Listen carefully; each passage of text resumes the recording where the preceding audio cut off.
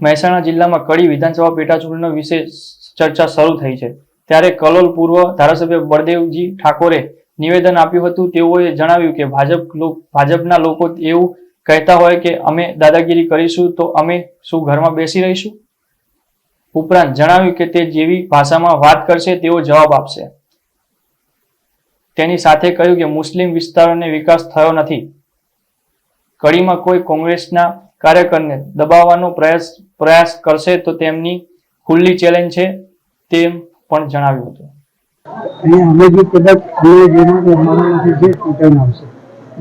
જેને આપણે મળશે એ તમામ લોકો છે નીચેના સ્તરના જે લોકો છે કે જેની સાથે ખરેખર આજથી લોકશાહીમાં જે મળવા જોઈએ તે મળ્યા નથી એવા લોકોને લાભો કેવી રીતે મળે એની અમે વ્યવસ્થા કરશું અને અન્ય લોકો માટે અમે જગીશું અને સરકાર ભાજપની છે પણ જ્યારે દરેક ડિપાર્ટમેન્ટમાં ભ્રષ્ટાચારથી માંડી દાદાગીરીથી માંડી અને ગરીબના એક કામ માટે આખો દિવસ અને પૈસા આપીને જે કામ કરાવવા પડે છે એનો અમે જોડે રહીને નિકાલ કરીશું અને જોડે રહીને સહકાર આપી અને એમને અમે તકલીફમાંથી દૂર કરીશું। દરેક આગેવાને કડીને લગતા પ્રશ્નો છે એની વાત કરી।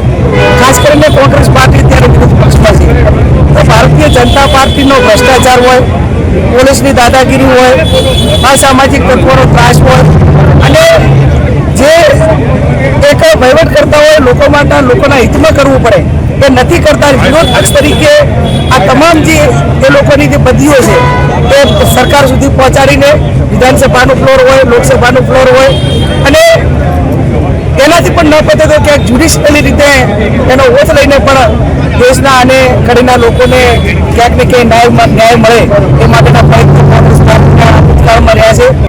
કડી આજે પણ સોનાની દડી હતી પણ આજે દડી ભાજપના રાજમાં રહી નથી। ભ્રષ્ટાચાર તમે જ્યાં ભાજપ વાળા મત આપે ત્યાં જ એમનો વિકાસ, જ્યાં ભાજપ વાળા મત નથી આપતા ત્યાં એમનો વિકાસ થતો નથી। મુસ્લિમના વિસ્તારોમાં તમે જુઓ તો એક ફૂટના ખાડા આજે પણ સાહેબ તમને સાથે લઈ જાઓ અને તમે જુઓ, તમે પોતે જુઓ તો તમને ખ્યાલ આવશે।